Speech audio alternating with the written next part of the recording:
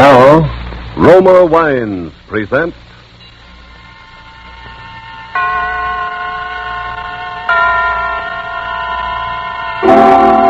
Suspense.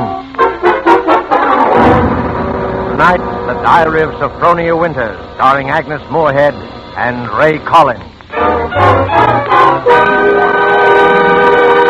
Suspense is presented for your enjoyment by Roma Wines. That's R-O-M-A, Roma Wines. Those excellent California wines that can add so much pleasantness to the way you live, to your happiness in entertaining guests, to your enjoyment of everyday meals. Yes, right now a glassful would be very pleasant as Roma Wines bring you Suspense. This is the Man in Black, here for the Roma Wine Company of Fresno, California, who tonight from Hollywood bring you as stars Miss Agnes Moorehead and Mr. Ray Collins. Miss Moorehead and Mr. Collins will appear in A Study in Terror, written especially for them and for suspense by the distinguished radio playwright Lucille Fletcher. But before we take you to the scene of our drama, let's conjure up a scene of our own. Let's imagine ourselves in sun-drenched Havana, dining in the gay Club Montmartre. As you listen to the music, you put down your wine glass to tell our host how much you enjoy his hospitality. Part of the credit belongs to Cuba, he smilingly acknowledges, but part of the credit belongs also to your country for producing this excellent wine which adds so much to our enjoyment. For this is Roma Wine from California in your own USA. Now, it is a fact that connoisseurs of many other lands know the excellence of Roma wines, made in famous wineries located in the heart of the choice wine districts of California. But millions of Americans also know these things and have made Roma by far America's largest selling wines. Here at home, Roma wines are truly inexpensive. No duty, no overseas shipping costs to pay. And for only pennies a glass, your meals, your entertaining can have the added delight of superb Roma wines. You will find them of truly excellent flavor and character, fine products of age-old winemaking skill perfected by modern quality controls and tests. Ask for R-O-M-A, Roma Wines, made in California, for enjoyment throughout the world. And now with the Diary of Sophronia Winters, and with the performances of Agnes Moorehead and Ray Collins, we again hope to keep you in suspense.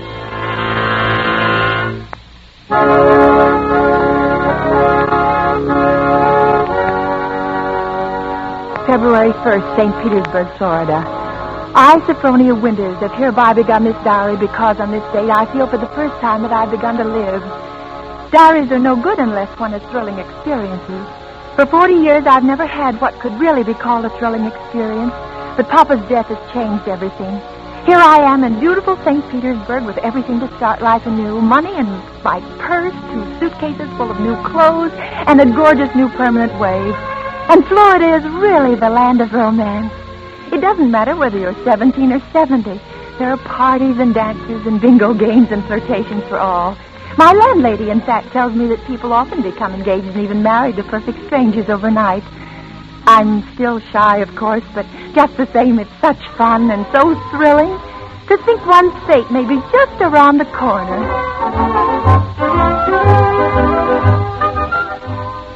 February 3rd. Oh, diary, it is beginning.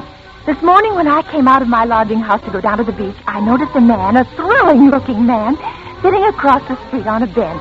It was just as though he were waiting for me, because when I came out, he sort of started up as though he knew me. Of course, I didn't speak first, but I knew the minute I started down the street that he was following me.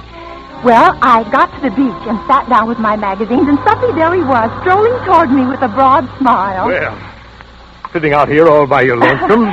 Oh, yes, I am. And down here at St. Pete long? Oh, it's just 3 days. 3 days? That's a long time. It's a wonder I didn't spot you before. Mr. Johnson's the name, Johnson. Hiram Johnson. I came from Green Harbor, Maine. Run a big hotel up there summers.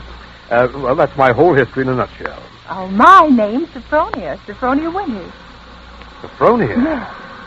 Well, you know, that's quite a coincidence. My sister-in-law's name was Sophronia. Oh. Sophronia Johnson. You ever heard of her?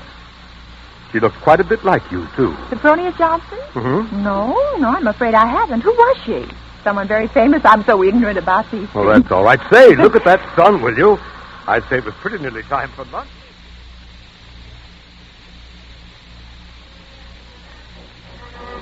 You know, Sophronia, it's kind of mysterious, us finding that 9-point starfish on the beach together.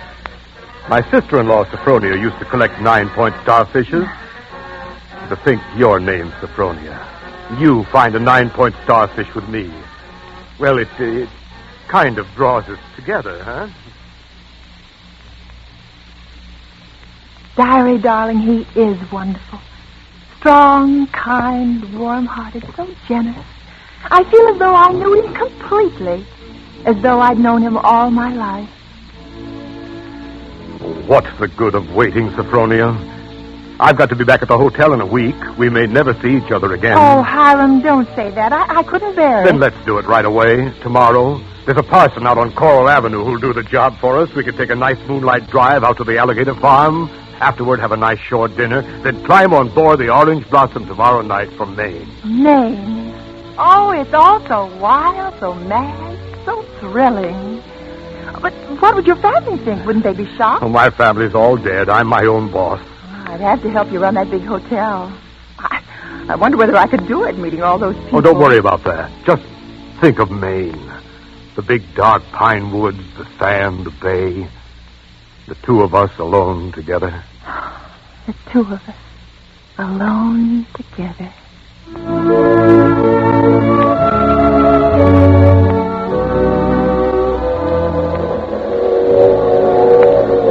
February 7th, on board the Orange Blossom. I was married in a wedding dress of Alice Blue Moray, with a frill of white organdy at the collar and wrist, and a rhinestone belt buckle. Hiram sent me talisman roses. I'm pressing one precious flower between the pages of this diary for luck.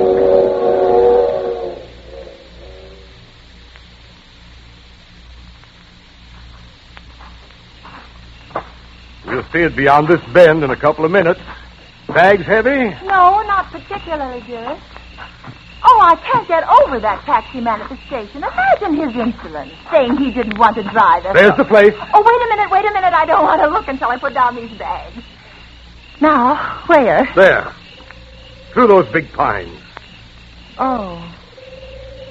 It is big, isn't it? 125 rooms. So many fire escapes and balconies and porches and towers. I stayed in a hotel like that once, years ago, with Papa. It was very fashionable then. My grandfather built that place 50 years ago. It hasn't been changed much since. No. Of course you put in modern plumbing. Not yet. Well, here we are. Walk in. What's that? Just a foghorn out in the bay. Fog? We get it almost every night in this kind of weather. What are you locking the gate for? Why not? There's nobody coming in after us. Or going out again for a while. But I thought you said the hotel... The hotel's empty. Empty?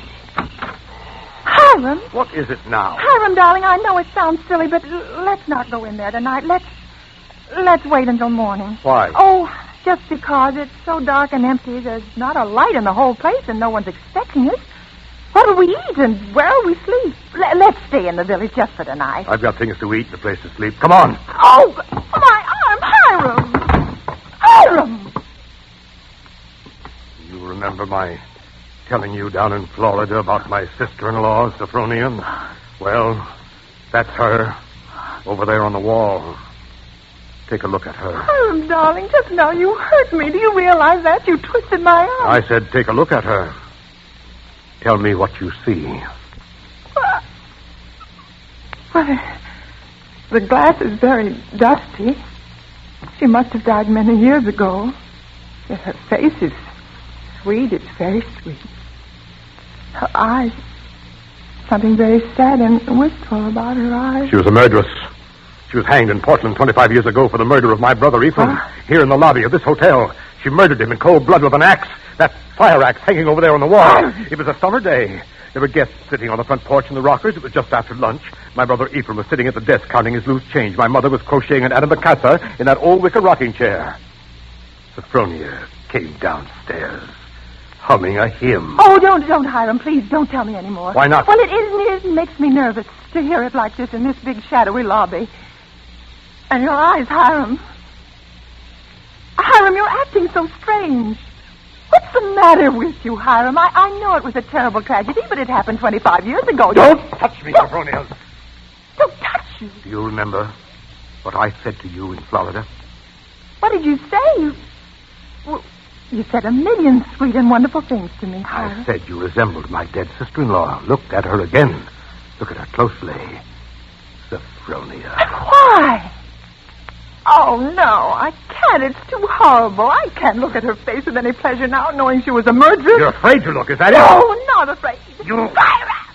Please, my arm. Oh, very well. I'll look. Now, stand there quietly. Like that. Take off your glasses. That's all I wanted to see. That's all I wanted.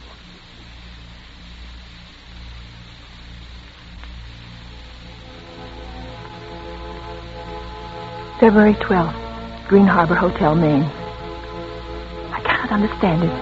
I try to fathom it, but my head aches and my heart is heavy. The hotel is deserted, unchanged, and apparently uninhabited for 25 years. Wash bowls and pitchers still stand in the empty rooms, covered with spiders and cobwebs. Dust is everywhere, and the printed regulations on the walls are tattered and yellow with age. A row of broken rocking chairs on the front porch faces emptily out to sea. Can it mean this to be my home? He's downstairs now in the shabby parlor off the lobby, playing the harmonium.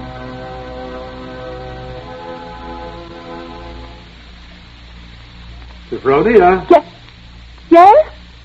Yes, Hiram? Sleeping? No, dear. Well, why is your door locked? Come out. I want to show you round the place. It's all right, dear. I've seen it. I've seen just about everything. No, you haven't. You haven't seen the grounds at all. The grounds? But, Hiram, it's after midnight. I want to show you where my sister-in-law, Sophronia, is buried. Well, now, not tonight, dear. Please, it's so late and I have a headache. Open the door, Sophronia. I want you to come now. No, I shan't. Now go away and let me alone. I won't. It's no use carrying on like that. You see, I've got passkeys to all the doors.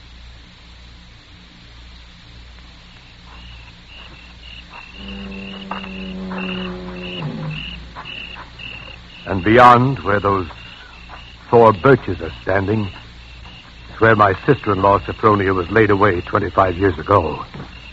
It was the biggest funeral in the neighborhood. Folks crowded outside the gate by the dozens trying to get a look, but we wouldn't let them.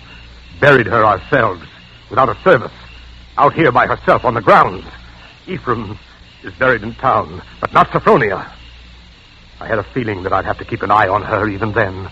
Keep an eye on her? Oh, I knew she was one of those restless sleepers who wouldn't stay quiet in her own grave. I knew before the year was out she'd find some way to start roaming around, hunting for mischief again. She was a young she-devil to the core, Sophronia. They could hang her till doomsday. It wouldn't do any good. You mean you think she haunts this hotel? No, not this hotel. She never had any use for it, dead or alive. No, she makes for the warmer climates.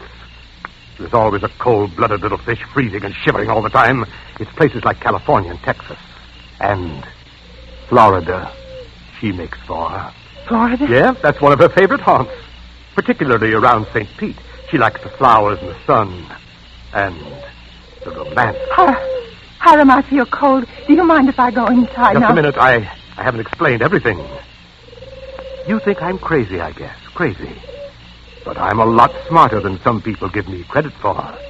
Because, you see, I have found her now 3 times. Do you see that grove of birches over there? Under every one of them's a grave. I've found her wandering the earth in disguise 3 times. And I've killed her 3 times. And it still doesn't do any good. She's still restless. You mean you've killed 3 different women? So now I keep another grave to remind her. It's waiting now. Would you like to see it, Sophronia? No, Hiram, no, please. Are you afraid to see it, No, Sophronia? Hiram, you don't mean to say that you think just because my name happens to be Sophronia and that I look a little like... Think what, Sophronia? Nothing.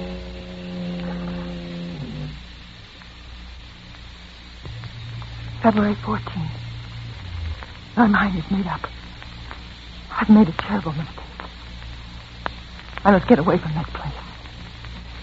I must get away from Hiram as quickly as I can. I shall wait for dusk, when he generally sits down in his parlor and plays the harmonium. I can hide a little earlier in one of the deserted rooms, and then, when his back is toward the lobby, slip out the front door.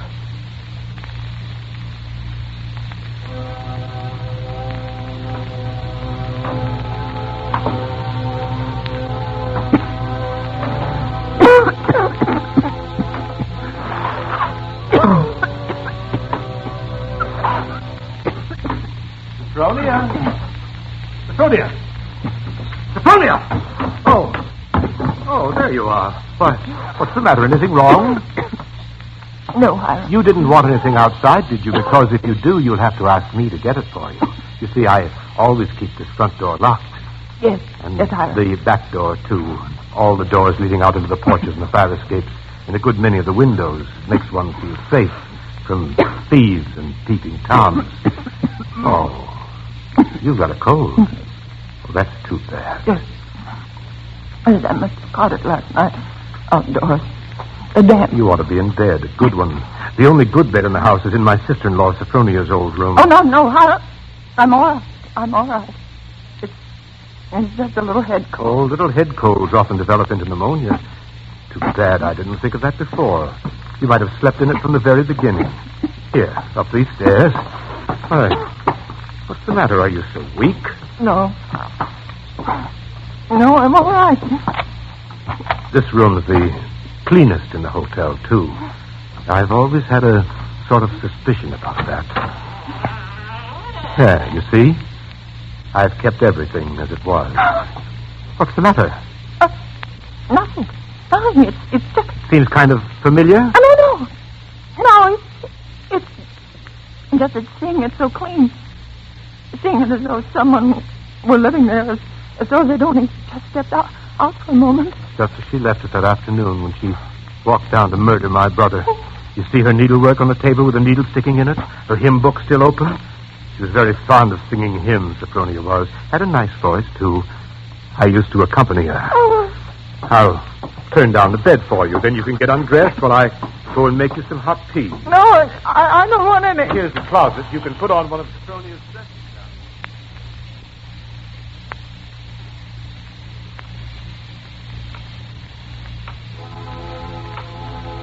Diary, I'm beside myself. I shall go mad. 2 hours have passed since he locked the door on me. Night has fallen. I'm alone. Alone in this horrible room with its hideous little mementos of death. I'm sitting here at her little wicker table, trying to be calm, trying to write this. Somehow, when one writes about a thing, it doesn't appear so real.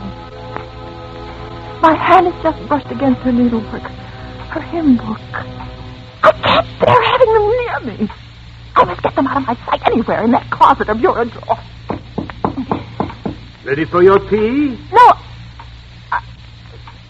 Yes, Hiram. Oh, why aren't you in bed? You'll take worse cold, you know. Well, I'll get in bed in a minute. First, Brushing up on your needlework again. My needlework? You've got it in your hand. Have I? Oh, yes. Yes, so I have. Oh, but I wasn't working on it, Hiram. I swear I wasn't. I I've never done a stitch of needlework in my whole life. I don't know one embroidery stitch from another. Now, let me show you. Look. I don't even know how to hold the needle. No, get into bed, Sophronia. You're feverish. Before we go on, Hiram, before you go on thinking, we've got to have an understanding. You've got to let me explain. I was born in 1892 in Kalamazoo, Michigan. My name is Sophronia, that's true, but they name lots of people Sophronia. I was named for my grandmother. She just died. Yeah. Oh, no, you've got to listen to me. I lived in Kalamazoo all my life. My father was vice president of the Kalamazoo First National Bank. Everybody in town knew him, and they know me. If you'd only just write a letter or send a wire, I've never heard of Green Harbor my whole life and never went anywhere. No. For almost 10 years, I stayed home day in and day out, nursing Papa. He had a stroke. I wasn't out of the house. It was a red brick house with green shutters.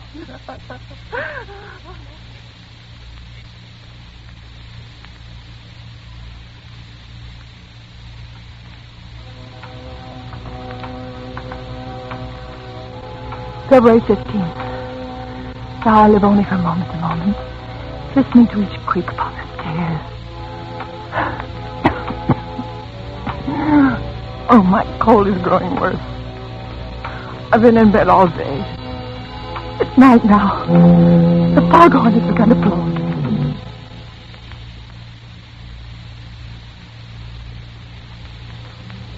February 19th. I woke up early this morning after a wretched night, and the date was burning in letters of fire in my brain. He's planning to kill me. It'll be today. But the hours have been crawling on. It's almost midnight. Why does he torture me like this? I would rather be dead than sit here in this room one moment longer. If he doesn't come in 5 minutes, I shall force him to come. I shall beat on the door. No. Brother, let me sit quiet praying that he doesn't come. Oh, I want to live. I want to live.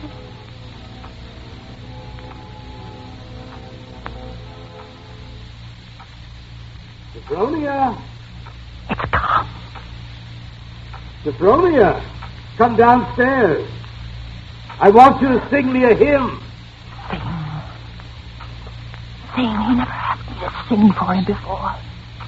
But she sang. I can't sing, dear. I told you that long ago. Did you? Well, I've forgotten. And besides, how can I come downstairs when my door's locked? It's unlocked. Try it. Unlocked?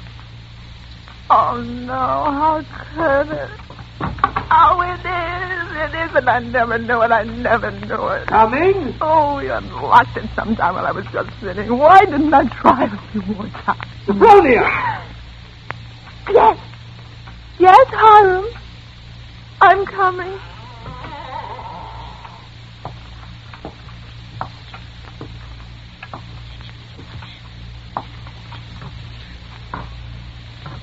Hiram? Where are you? In here. In the parlor. What are you doing there, Hiram?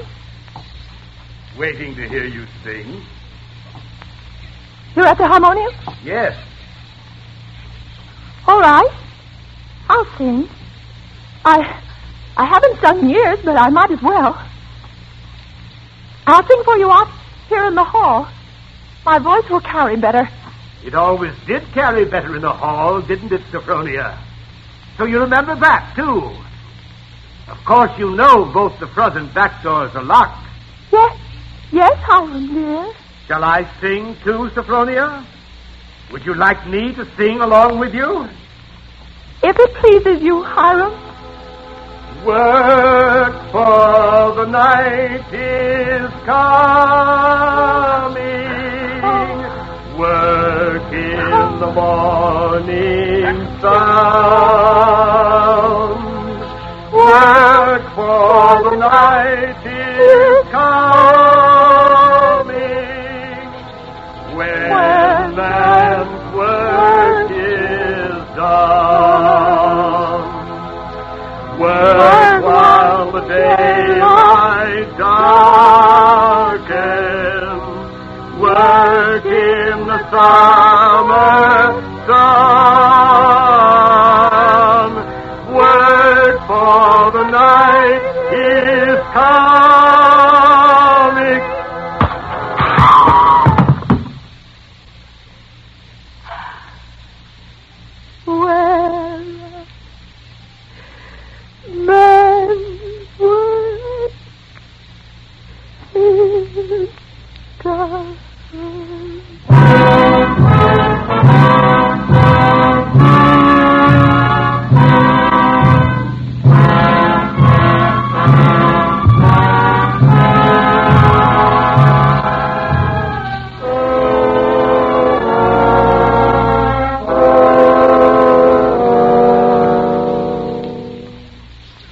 one more page.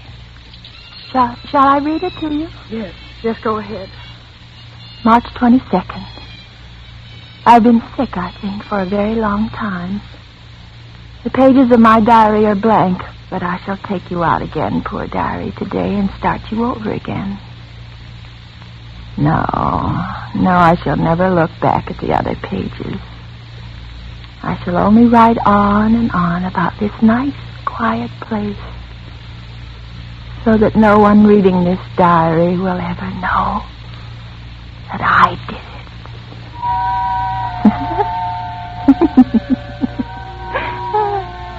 But I did do it, diary. I was smarter than he. When I opened that door at the head of the stairs and heard the music, when I saw the fire axe still hanging on the wall.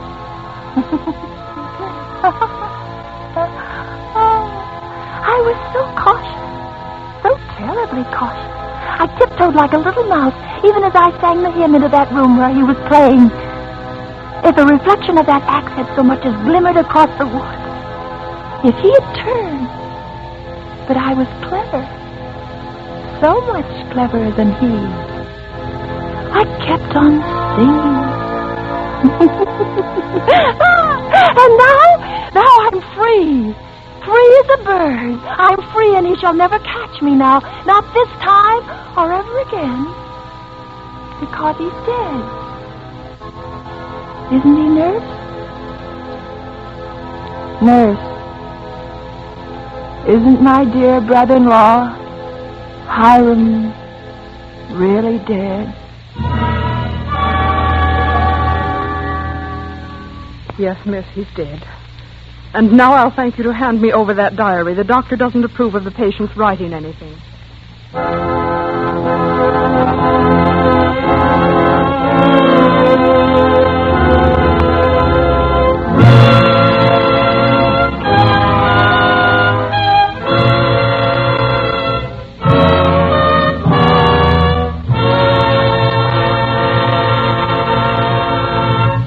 And so closes The Diary of Sophronia Winters, starring Agnes Moorehead and Ray Collins. Tonight's study in Suspense. Suspense is produced and directed by William Spear. It's my job, it's my privilege, to tell you how much pleasure and enjoyment you can add to everyday living by serving Roma wines, with meals, when entertaining, or any time. And in hot weather, let me suggest Roma wine cooler offers. Just put ice cubes in a tall glass, half fill it with your favorite Roma wine, then fill it up with sparkling water. For a sweeter drink, just add sugar and stir. Ah, that, my dear people, is really something. And it's so simple, so good, and so inexpensive. It's a fact. The cost of Roma wines is only pennies a glassful. Get Roma wines today. Enjoy them regularly. If your dealer is temporarily out, please try again soon. Just be sure you ask for ROMA, Roma wines, America's largest selling wines, made in California, for enjoyment throughout the world. Agnes Moorehead appeared through the courtesy of Metro-Goldwyn-Mayer and is currently being seen in their production, Dragon Seed. Next, same time, in an unusual feature performance, Suspense will bring you, in his first appearance as an acting storyteller, the noted American novelist and playwright, Mr. Ben Hecht. Sharing honors with Mr. Hecht as star of the performance will be Mr. Frederick March. You won't want to miss hearing Frederick March and Ben Hecht in Actor's Blood, which will be next week's tale of Suspense. Presented by Roma Wines, ROMA, made in California for enjoyment throughout the world.